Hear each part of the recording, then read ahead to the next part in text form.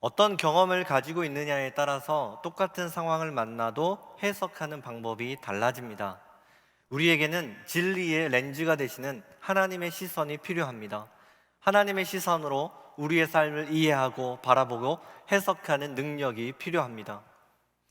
고난과 하나님, 어떤 것을 먼저 보느냐에 따라서 우리의 인생은 달라집니다.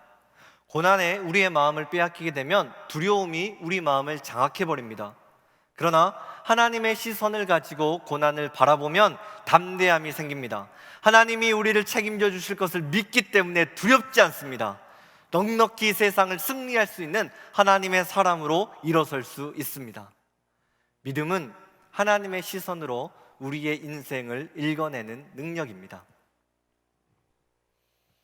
그런데 막상 고난과 역경을 만나게 되면 믿음으로 우리의 삶을 해석하는 일은 그리 간단하지 않습니다. 가정의 문제, 사업의 문제, 자녀들의 문제, 경제적인 문제, 불안한 미래, 우리를 둘러싼 수많은 문제들이 있어요. 막상 내가 해결할 수 없는 고난을 만나게 되면 우리는 마음속으로 하나님께 이렇게 기도합니다. 하나님, 왜 제게 이런 시련을 주십니까?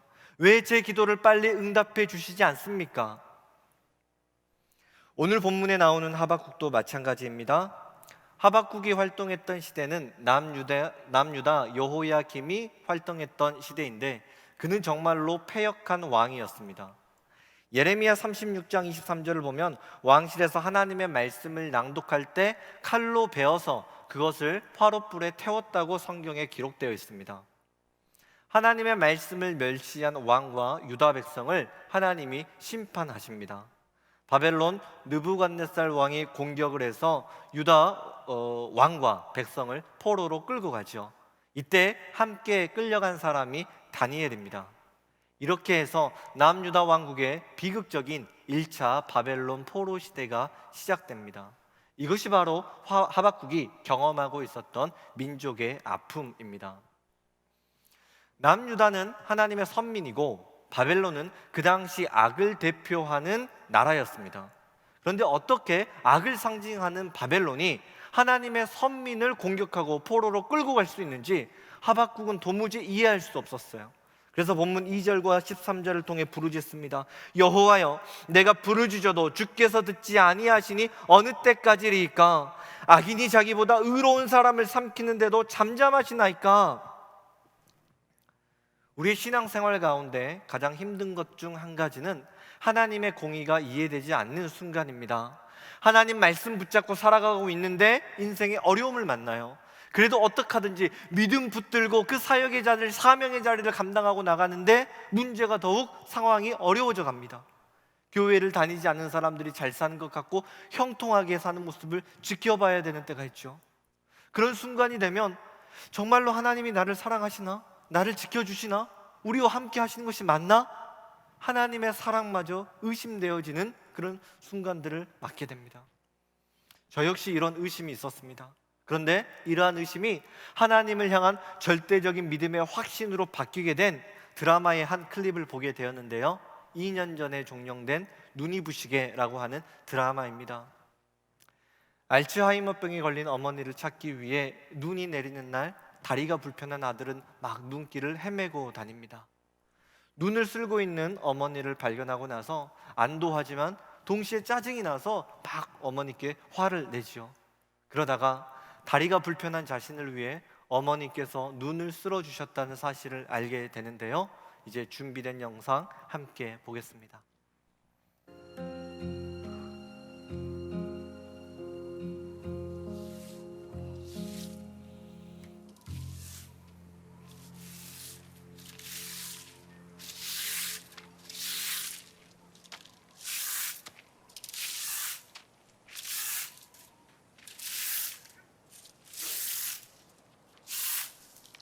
뭐 하시는 거예요, 지금? 하늘나라 눈 쓸어요.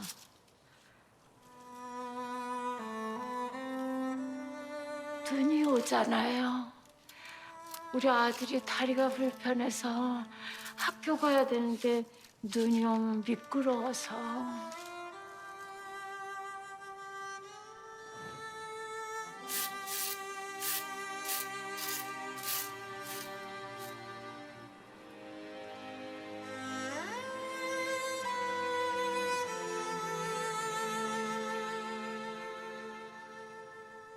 아들은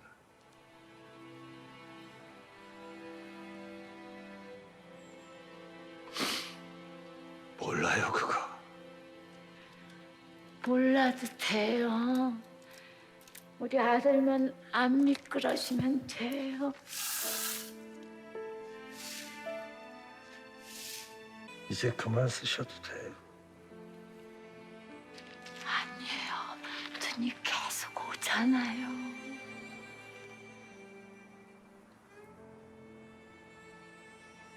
아드님,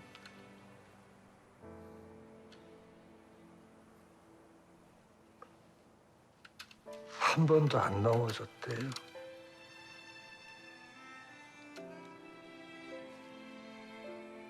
눈 오는 날 내내 한 번도 넘어진 적 없대요. 정말이에요? 아, 다행이네요.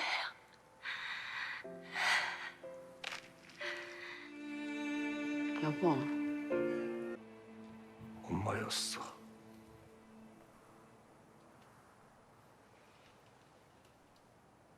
평생 내 앞에 눈을 쓸어준 게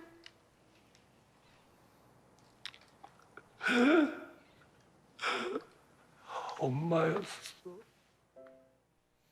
어머니는 알츠하이머병에 걸렸지만 눈이 오는 날이면 빗자루를 들고 눈을 치웁니다. 다른 모든 기억은 다 잊어버렸지만 다리가 불편한 내 아들, 행여나 눈길에 넘어지면 어쩌나 하는 아들을 향한 어머니의 사랑은 치매조차 지우지 못했습니다. 어머니의 사랑은 그렇게 눈을 치우고 또 치우는 사랑이었습니다. 그런데 아들은 그 사실을 전혀 알지 못해요. 어머니는 눈을 다 치우고 나서 다리를 절뚝이며 등교하는 아들의 뒷모습을 바라보며 마음으로 응원합니다. 아들, 넌 할 수 있어. 누구보다 잘 해낼 거야. 엄마가 응원할게. 어머니의 사랑이 있었기에 아들은 눈길에 넘어지지 않았습니다. 때로는 한 발짝 떨어져서 자녀를 바라보는 것이 사랑일 때가 있어요. 아픔을 직면하게 하는 것도 사랑입니다. 홀로 견디고 버티도록 지켜보는 것도 사랑이에요. 이 외로움의 시간이 헛되지 않는 것은 환난은 인내를, 인내는 연단을, 연단은 소망을 이루기 때문입니다. 아픔을 통해서만 깨닫게 되는 사랑이 있어요. 고난을 통해서만 커지게 되는 믿음의 지경이 있습니다. 하나님은 우리를 너무나 사랑하시기에 고난 가운데 우리에게 성장할 수 있는 기회를 주시는 거예요. 그러나 우리는 하나님 아버지 사랑의 그 깊이와 너비를 다 이해하지 못합니다. 조금만 힘들면 왜 하나님 날 사랑하지 않냐고, 왜 날 지켜주시지 않느냐고 하나님의 사랑을 의심하고 주님께 원망과 불평을 쏟아놓습니다. 그러나 우리가 지금 이 자리에 나와 예배드릴 수 있는 건 여기까지 지켜주시고 붙들어 주신 아버지 하나님의 놀라운 사랑이 있었기 때문입니다. 다리가 불편한 아들을 위해 눈을 치웠던 그 어머니의 사랑처럼 하나님은 우리를 이 시간 이 예배의 자리에 부르시기 위해 2000년 전에 예수님을 십자가에 내어 주셨습니다. 사도 바울을 헌신하게 하셨고 그 놀라운 십자가 사랑을 온 세계 가운데 전하게 하여 주셨습니다. 그 진리가 이 땅 가운데 사라질 위험을 느끼게 됐을 때 500년 전에 종교개혁자들의 목숨을 통하여서 이 복음의 진리를 사수하셨습니다. 136년 전 언더우드 선교사의 마음을 감동시켜서 이 땅 가운데 복음의 씨앗, 생명의 씨앗을 심게 하셨습니다. 30년 전에 한소망교회를 세우셨고, 그리고 오늘 이 시간 나를 이 예배의 자리에 불러주셨습니다. 나를 향한 하나님의 사랑은 2000년의 역사를 뚫고 찾아오신 사랑입니다. 내게 주어진 고난 때문에 하나님이 내게 허락해 주신 그 사랑이 가려지진 않았습니까? 나를 향한 신뢰, 나를 향한 믿음, 나를 향한 기대를 포기하지 않는 놀라우신 하나님의 사랑이 영원히 우리와 함께 하십니다. 하나님은 우리를 사랑하시지만 우리는 여전히 인생의 밤을 지나야 합니다. 하박국은 가장 절망스러운 인생의 밤을 어떻게 보낼 것인지 본문 2장 1절을 통해 고백합니다. 내가 내 파수하는 곳에 서며 성루에 서리라. 그가 내게 무엇이라고 말씀하실는지 기다리고 바라보며 나의 질문에 대하여 어떻게 대답하실는지 보리라 하였더니, 파수하는 곳은 파수대를 의미합니다. 적군의 침입을 경계하기 위해 성의 가장 높은 곳에 파수대를 만듭니다. 모두가 잠든 밤 파수꾼은 홀로 깨어서 적군을 경계하는 일을 감당합니다. 동이 틀 때까지 몸이 지치고 힘들더라도 그 자리를 지키는 사람, 그가 바로 파수꾼입니다. 하박국은 시대의 파수꾼이 되어서 그 파수대 위에서 하나님의 응답을 기다리고 바라보겠다고 고백합니다. 여기에서 바라보며에 해당하는 히브리어 라는 주의를 집중하여 듣겠다는 뜻을 담고 있습니다. 전심으로 하나님만 바라보겠다는 하박국의 절실한 그 믿음의 결단을 보여주는 말씀입니다. 아무것도 보이지 않는 그 칠흑과 같은 어둠 속에서 파수대에서 홀로 깨어 하나님께 부르짖어 기도하는 그 하박국의 마음이 어땠을까요? 너무너무 외롭고 괴로웠을 것 같아요. 하나님께 부르짖어 기도하지만 주님마저 응답하시지 않는 절망의 밤입니다. 들려오는 소리는 남유다 백성들의 절규 소리뿐이에요. 나라가 망해버렸으니 더 이상 어떤 희망이 있겠냐며 불평하고 원망합니다. 하나님마저 우리를 외면하셨기 때문에 모든 것들을 그냥 다 포기해버립니다. 그러나 하박국은 이 절망의 밤을 빛으로 뚫고 응답해 주실 하나님을 기다리겠다고 결단합니다. 민족의 비극과 아픔과 상처를 가슴에 끌어안고 기도하며 인생의 밤을 맞이한 사람, 그가 바로 하박국이었어요. 하박국 선지자의 이름은 씨름하다, 끌어안다라고 하는 뜻을 가지고 있습니다. 민족의 비통함, 전쟁의 참담함과 상처를 가슴에 끌어안고 하나님 앞에 달려나가 부르짖어 기도합니다. 하나님 살려주십시오. 하나님 다시 일으켜 주십시오. 오직 여호와 외에 다른 소망이 없사오니 주여 이 땅을 치유하시고 회복시켜 주옵소서. 이것이 바로 인생의 밤을 만난 하나님의 사람이 취해야 되는 믿음의 자세입니다. 나라가 힘들고 교회가 어렵고 위기가 찾아올 때마다 그 위기를 가슴에 끌어안고 하나님 앞에 달려나가 부르짖어 기도하는 것이죠. 주님의 몸된 교회가 세상으로부터 비난당할 때 그 비난을 나의 것으로 여기고 눈물로 탄식하며 기도하는 것입니다. 가정과 교회와 나라의 위기가 있을 때 그 위기를 가슴에 품는 사람, 공동체를 붙들고 사형의 자리를 붙들고 어떻게든지 믿음의 자리를 지키기 위해 영적으로 씨름하고 몸부림치는 사람, 그가 바로 이 시대의 하박국 선지자입니다. 저는 부끄러운 고백이지만 청소년 시절에 하나님이 나를 이 시대의 하박국 선지자로 부르신다, 이런 말씀을 들으면 저는 저와는 상관없는 일이라고 그렇게 생각했습니다. 하박국처럼 그렇게 힘들게 살고 싶진 않았거든요. 그래서 소명, 책임, 이런 말씀들이 나오면 나와는 상관없는 일로 여기고 잘 집중해서 듣지 않았어요. 믿음과 적당히 거리를 유지하면서 그렇게 신앙생활을 하는 것이죠. 지금은 목회자가 되었는데 뭐가 좀 달라졌을까요? 사람 마음이 그렇게 쉽게 변하는 것이 아니더라고요. 지금도 조그만 어려움만 있으면 그냥 저만 생각하고 싶은 그런 생각이 듭니다. 얼마나 연약한 사람입니까? 그런데 오늘 이 말씀을 준비하면서 이런 생각이 들었습니다. 내 만족, 물질의 풍요로움, 건강, 보장된 미래, 자녀들의 성공, 이것 말고 지금 내가 기도하고 있는 게 뭐가 있지? 코로나로 인해서 수많은 사람들이 아파하고 있고 나라는 어려움에 빠지고 교회는 고통을 당하고 있는데 이 시대와 교회와 민족의 아픔을 내가 가슴에 품지 않고 기도하지 않는다면 내가 믿는 복음은 도대체 무엇을 위한 복음이란 말인가?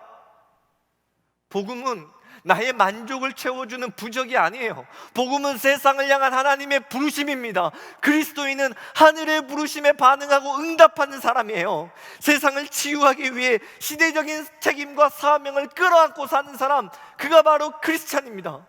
우리 예수님 말씀하셨어요. 너희는 먼저 그의 나라와 그의 의를 구하라. 그리하면 이 모든 것을 너희에게 더하여 주시리라. 하나님의 나라와 주의 의를 구할 때 하나님이 모든 것을 더해 주신다고 약속하셨습니다. 우리는 인생의 재물을 위해 수고하고 애쓸 것이 아니라 하나님께 반응해야 돼요. 천국 소망을 붙들고 달려가야 돼요. 그러면 하나님이 채워주십니다. 이 시대의 개인주의와 이기주의에 함몰되어서 그저 나 혼자 안전하게 살고 잘 먹는 그런 일들에 머물러 있으면 안 돼요. 하늘의 부르심을 받은 그리스도인, 소명을 감당하는 책임 있는 하나님의 사람이 되어야 됩니다. 우리에게는 하나님의 나라와 의를 구해야 되는 사명이 있습니다. 예배를 드리는 곳조차 방해를 받는 이 시대에 여러분, 교회를 생각하십시오. 주님의 몸된 교회를 결코 잊어서는 안 됩니다. 교회의 본질, 믿음의 본질, 사명의 본질을 잊어서는 안 되는 거예요. 하나님이 우리에게 맡겨주신 공동체를 붙드는 것이죠. 하나님이 내게 맡겨주신 사역의 자리를 붙드는 거예요. 예배의 자리를 지키고, 기도의 자리를 지키고, 목장과 교사의 자리를 지키는 것, 이것이 바로 믿음입니다.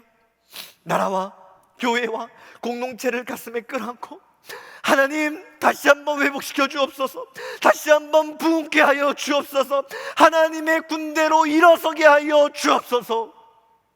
우리는 이렇게 기도하며 이 시대의 하박국 선지자로 일어서야 합니다. 우리 교회는 106회 총회를 준비하고 있습니다. 하나님이 이 시대를 살리는 믿음의 도구로 우리 한소망교회를 사용하십니다. 우리 교회가 총회를 섬기면서 한국교회의 중심에 선 만큼 이제 우리 한소망교회 모든 성도들은 리더의식을 가지고 이 시대 하박국 선지자가 되어서 하나님 앞에 서야 할 때입니다. 8월 2일부터 시작되는 포스트 코로나 한국교회를 위한 50일 릴레이 기도회에 여러분 달려오십시오. 교회에서, 가정에서, 직장에서, 사업장에서 50일 동안 매일 1시간씩 하나님 앞에 엎드려 부르짖어 기도하십시오. 자녀들과 함께 기도하세요. 가족이 함께 모여 기도하세요. 목장 공동체와 함께 서로가 서로를 위로하고 격려하며 기도하십시오. 우리가 하나님께 부르짖는 그 기도를 통해서 하나님은 위기 속에 믿음의 교회를 일으킵니다. 하나님께서 복음으로 세상을 새롭게, 복음으로 교회를 새롭게, 세상을 이롭게 하는 믿음의 역사가 펼쳐집니다. 마음은 원하지만 육신이 연약해서 아직도 주저하는 그런 분이 있지는 않습니까? 내게 주어진 사역의 자리, 내게 주어진 그 고난이 너무너무 무거워서 기도의 자리까지 달려갈 여력이 없는 것처럼 느껴지는 그런 분이 있지는 않습니까? 그러나 기도의 무게는 하나님이 우리에게 갚아주시는 상급의 무게입니다. 사명의 무게는 천국의 면류관의 무게예요. 우리 하나님 갚아주십니다. 응답하십니다. 반드시 채워주십니다. 하박국이 나라와 민족을 가슴에 품고 기도했을 때 그 마음이 성령 충만해서 기도할 수 있었을까요? 아니에요. 그는 괴로웠습니다. 그는 아파했어요. 고난 가운데 누구보다 신음하고 괴로워했습니다. 그러나 어떻게 기도할 수 있었습니까? 하나님 앞에 기도할 때 성령님께서 기도의 능력을 부어주셨기 때문이에요. 하박국이 찬양할 때 마음이 충만해서 찬양을 한 게 아니었어요. 그는 힘들었습니다. 그러나 고난 가운데 찬양을 할 때 찬송 중에 거하시는 하나님을 만날 수 있었습니다. 오직 하나님 안에서만 만날 수 있는 평강이 무엇인지를 알았기 때문에 하박국은 고난 가운데 하나님 앞에 달려갔던 거예요. 하박국은 절망과 고통 앞에서 온 힘을 끌어모아 전심으로 하나님께 부르짖어 기도합니다. 그는 지금 영적인 전쟁을 하고 있는 거예요. 여전히 마음 가운데 해결되지 않는 여러 가지 고통과 인생의 문제가 있지만 그는 하나님 앞에 엎드립니다. 오직 하나님 안에서만 해결될 수 있는 위로가 있고 평강이 있음을 알기 때문이에요. 우리가 하나님 앞에 서게 되면 예수 그리스도 이름 가운데 죄와 사망의 모든 권세는 끊어지게 됩니다. 하나님 앞에 서게 될 때 천국 문은 열리게 되고 자유와 평강과 기쁨이 임하게 됩니다. 하나님 앞에 서게 되면 문제는 해결됩니다. 내가 변화됩니다. 가정이 살아납니다. 공동체는 살아나게 됩니다. 고람되어 하나님 앞에 서게 될 때 믿음의 역사는 펼쳐집니다.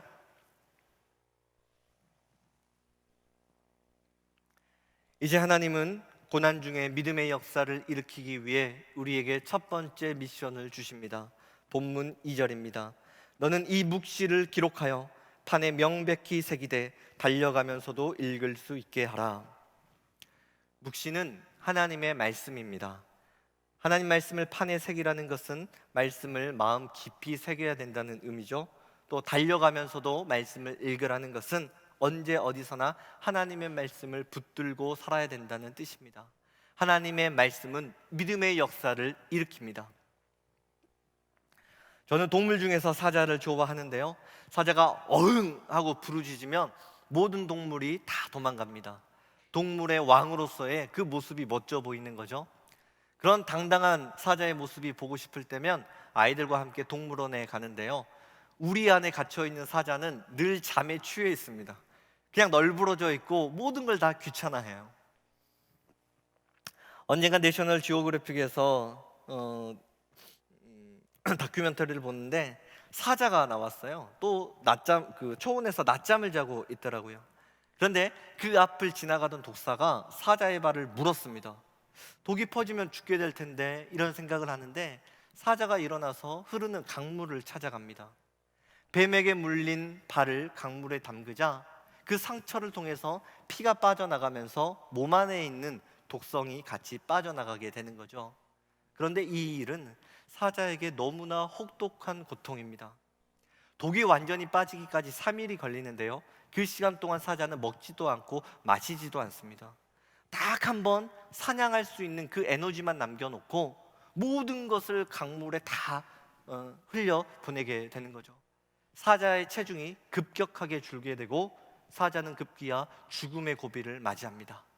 드디어 독이 다 빠지게 되는 3일이 되는 날, 사자가 가장 먼저 하는 일은 사냥인데요. 이때 사냥을 하게 되면 놀랍게도 실패하는 법이 없다고 합니다. 백발백중이에요. 맹수의 왕으로서의 진짜 사자의 모습이 되살아나는 순간입니다. 세상의 독과 염려와 걱정은 언제나 우리를 물어댑니다. 이때 하나님의 말씀의 강물에 인생을 담궈보지 않는 사람은 세상의 도끼가 어떻게 빠져나가야 하는지 그 방법을 찾지 못합니다. 하나님이 창조하신 나의 진짜 모습이 무엇인지 알지 못하고 살아간다는 것이죠. 하나님의 말씀은 우리의 연약함, 두려움, 염려를 제거하는 능력입니다. 그 하나님의 말씀 안에서 우리의 인생은 새로워질 수 있습니다. 하나님의 말씀을 나누고 하나님의 말씀을 듣고 하나님의 말씀을 붙잡고 살아가면 믿음의 역사는 펼쳐지게 됩니다. 여러분, 말씀이 선포되는 예배의 자리로 달려가십시오. 하나님의 말씀의 나눔이 있는 목장으로 달려가는 거예요. 그 말씀을 붙잡고 기도의 자리로 달려가는 것입니다. 그 말씀 안에서 고난은 해석되고 문제는 풀어지고 닫혀진 문은 열려지게 됩니다. 여전히 내 인생은 고난의 밤이라고 그렇게 느껴지는 분이 있지 않습니까? 혼돈과 공허와 흑암 가운데 하나님 말씀하십니다. 빛이 있으라, 빛이 있으라. 말씀이 선포될 때 어둠이 떠나가고 빛은 생겨납니다. 말씀이 선포될 때 가정의 혼돈 속에 질서가 생겨납니다. 텅 빈 공허함 속에 성령의 충만함이 생겨납니다. 어둠의 영은 예수 이름 가운데 떠나가고 밝은 미래가 펼쳐집니다. 모든 것이 새로워집니다. 만군의 여호와 하나님이 이 시간 우리를 향해 말씀하십니다. 너는 왕같은 제사장이다. 너는 세상의 빛이다. 내가 너를 사람을 닦는 노부가 되게 하리라. 지금 들려주시는 이 말씀 안에서 여러분의 인생을 바라보십시오. 이 말씀 붙잡고 가정과 사업장과 목장과 교회를 바라보십시오. 이 말씀이 우리 인생의 정체성이고 우리 인생의 미래가 되어집니다. 어두웠던 지난날은 말씀 가운데 끊어지고 천국의 삶이 펼쳐집니다. 우리는 승리가 보장된 하나님의 사람입니다. 반드시 승리합니다. 하나님의 말씀 안에서 역전의 승리는 펼쳐집니다.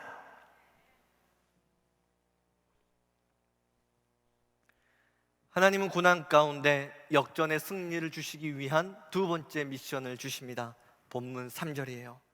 이 묵시는 정한 때가 있나니 그 종말이 속히 이르겠고 결코 거짓되지 아니하리라. 비록 더딜지라도 기다리라. 지체되지 않고 반드시 응하리라. 하나님은 하박국에게 기다리라 말씀하십니다. 그러나 하나님이 보이지 않는 시간, 기도해도 응답이 없는 시간을 견디는 일은 굉장히 고통스럽습니다. 그러나 고난 속에서도 우리에게 소망이 있는 것은 하나님이 우리에게 기다리라 말씀하실 때에는 반드시 응답이 이루어지는 기다림을 주신다는 사실이에요. 때로는 기다림의 시간이 길어진 것 같지만 하나님이 이 시간 말씀하십니다. 비록 더딜지라도 기다리라. 지체되지 않고 반드시 응하리라. 반드시 응하리라. 하나님이 주시는 기다림은 응답이 약속된 기다림입니다. 더 감사한 것은 이 기다림 가운데 하나님이 주시는 1+1의 은혜가 있다는 사실이에요. 지금은 코로나로 인해서 잠깐 쉬고 있지만 우리 교회에 은혜의 동산이라고 하는 영성 프로그램이 있습니다.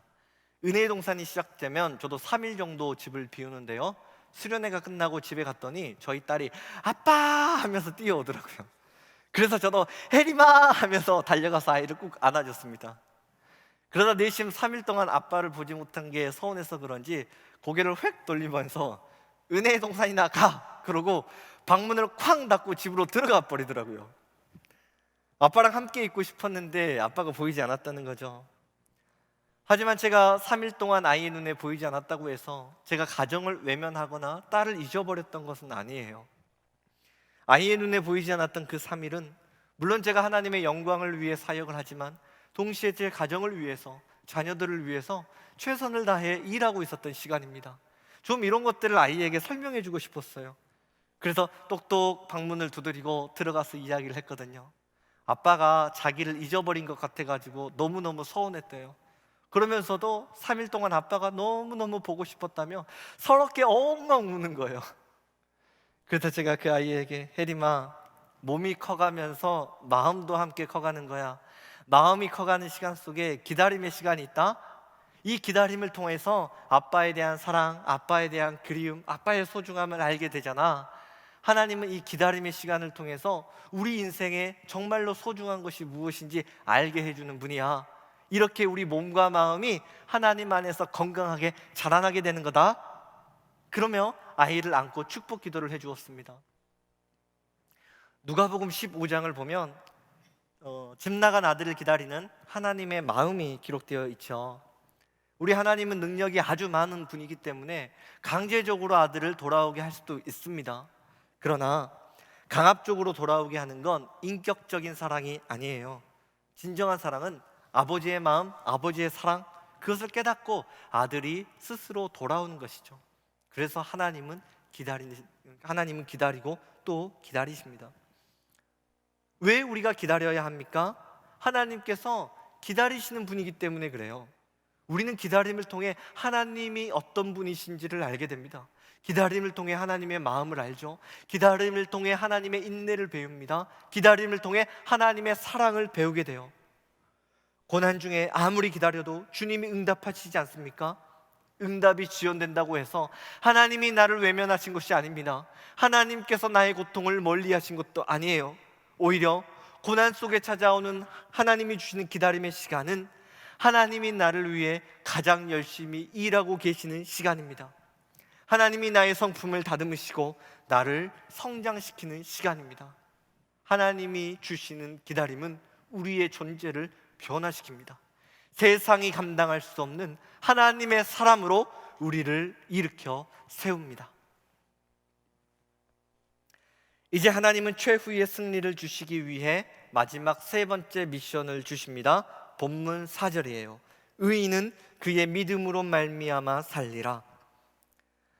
하박국이 주님 앞에 가져온 수많은 고난과 인생의 문제에 대한 하나님의 최종 해결책은 믿음으로 살아야 된다. 우리 주님 말씀하십니다. 저는 설교를 준비하고 이 말씀을 묵상할 때 솔직히 하나님께 실망했습니다. 하박국은 악에 대한 질문을 던졌어요. 하나님은 최후의 승리를 위해 말씀과 기다림이라고 하는 두 가지 미션을 주셨습니다. 이제 결정적인 한 방만 날리면 승리할 수 있는데 하나님이 갑자기 믿음을 요구하십니다. 하나님, 지금 문제는 악이잖아요. 고난이잖아요. 그러면 선을 주시든지 아니면 공의로 심판을 하셔야지 왜 갑자기 믿음을 말씀하십니까? 그러나 주님은 믿음으로 살아야 된다는 이 답변을 끝으로 더 이상 말씀을 하시지 않았어요. 그래서 제가 주님께 하나님, 조금만 더 설명을 해주시면 안 됩니까? 제겐 아직 이해와 설명이 필요한 일들이 너무너무 많이 있어요. 그러자 하나님께서 현이라 그만 진정하고 그냥 나를 좀 믿어주면 안 될까? 사랑하는 아들, 믿으면 알게 될 거야. 믿으면 이해할 수 있고 믿으면 살게 된단다. 그리고 더 이상 어떤 말씀도 하시지 않았습니다. 하나님이 말씀하지 않으시니 그냥 믿는 것 외에는 다른 선택이 없잖아요. 그래서 그냥 믿기로 결정했습니다. 그렇다고 해서 인생의 질문과 의문점들이 다 해결된 건 아니에요. 아마 평생 신앙생활을 해도 제가 이해할 수 없고 받아들이기 어려운 일들은 계속될 것만 같습니다. 모든 일을 믿음으로 다 받아들이는 것은 제게는 참 버거운 일이에요. 그래서 천국에 가면은요, 예수님께 다시 물어볼 겁니다. 하나님께 다시 여쭤볼 거예요. 끝나지 않았어요. 저는 천국에 가면 예수님께 드리고 싶은 3가지 말씀이 있습니다. 첫 번째는, 물론 예수님을 믿지만 막상 예수님을 실제로 만나게 되면 정말 깜짝 놀랄 것 같아요. 와, 정말 우리 예수님 계셨구나. 내가 이 땅에서 예수님 믿기를 정말 잘했지. 예수님 믿는 거 탁월한 선택이었지. 그리고 두 번째는, 이 땅에서 힘들었던 그 일들, 그리고 마음에 서운했던 그 일들에 대해서 그 상한 감정을 예수님 앞에 다 쏟아놓을 겁니다. 예수님, 왜 그때 저 도와주지 않았습니까? 제가 얼마나 힘들었다고요? 제가 얼마나 무섭고 얼마나 외로웠다고요? 그냥 한 번만 좀 도와주시지 그랬어요. 주님께는 별로 힘든 일도 아니잖아요. 제가 그렇게 힘들어하고 외로워하고 아파하는데 왜 그냥 주님 그렇게 바라만 보셨습니까? 그리고 마지막으로, 그래도 예수님, 믿음 붙잡고 살아야 된다는 그 말씀 붙들고 저 힘들게 여기까지 왔거든요. 그래도 주님, 저 이만하면 잘한 것 맞죠? 저 이만하면 그래도 믿음 붙들고 잘 버텨낸 거 맞죠? 그때 우리 예수님은 요한계시록 21장 4절을 통해 모든 눈물을 그 눈에서 닦아주시니 다시는 사망이 없고 애통하는 것이나 곡하는 것이나 아픈 것이 다시 있지 아니하리니 전 것들이 다 지나갔음이로라. 예수님이 우리를 따뜻한 품에 안아주시고 우리의 마음을 위로해 주시고 모든 눈물을 닦아주신다고 하나님 약속하십니다. 우리의 고난과는 비교할 수 없는 천국의 면류관으로 우리를 채워주신다 약속하십니다. 우리가 믿음으로 이 땅을 살아가려고 할 때 내가 감당해야 되는 아픔들이 있지요. 믿지 않는 가족들 때문에 마음이 무너지는 순간이 있습니다. 물질이 막혀 있어서 앞이 보이지 않는 때도 있어요. 육신의 질병 때문에 몸이 무너지고 마음이 지쳐버리는 시간들도 있습니다. 복음의 사명이 너무나 무거워서 그냥 모든 것들을 다 내려놓고 포기하고 싶은 순간도 있어요. 그러나 예수님이 우리를 안아주시는 그 순간 모든 고통과 아픔과 슬픔은 씻겨져 내려갈 것이라고 하나님이 약속하고 계십니다. 지금 당장은 이 일을 믿는다는 것이 너무너무 힘들고 고통스럽다는 걸 저는 잘 알고 있어요. 내가 경험하는 고통이 너무 힘들 때 어떻게 이 고통이 그렇게 쉽게 벗겨질 수 있을지 의심이 됩니다. 그러나 우리 아버지 하나님 계시는 그 새 하늘과 새 땅에 들어가게 될 때 전부 씻겨질 것이라고 하나님이 이 시간에 약속하십니다. 하나님은 정말로 나를 사랑하세요. 하나님은 정말로 우리를 그리워하고 계세요. 요한계시록 21장 3절에 하나님의 장막이 사람들과 함께 있으며 하나님이 그들과 함께 계시리니 그들은 하나님의 백성이 되고 하나님은 친히 그들과 함께 계셔서 무려 함께라고 한 단어를 3번이나 반복하고 있습니다. 너희가 나를 그리워하는 것 이상으로 내가 너를 그리워하고 있고 내가 너를 사랑하고 있단다. 너희가 나를 만나게 되면 그 아픔과 상처들이 씻겨지고 이해되고 회복되어지는 것을 경험하게 될 것이다. 그리고 이 사실을 믿으면 천국의 샘플이 우리의 삶 가운데 펼쳐진다. 하나님 약속하고 계십니다. 천국을 소망하고 예수님 십자가 사랑에 젖어들기로 결단하면 지금은 이해할 수 없는 그 아픔, 그 고난이 이해되어지고 받아들여지고 고난의 터널이 끝나는 것을 경험하게 됩니다. 믿음을 붙잡고 이 고난의 터널을 지나간 사람은 하나님의 사랑을 배우게 됩니다. 믿음을 붙잡고 상처의 터널을 지나간 사람은 주님의 마음으로 용서하는 법을 배우게 됩니다. 믿음은 그렇게 우리를 하나님의 사람으로 물들여 갑니다. 이 시간 그 하나님의 사랑에 여러분의 마음의 문을 여십시오. 영원한 천국 소망이 우리의 심령 깊은 곳에 뿌리 내리게 해달라고 하나님께 기도하십시오.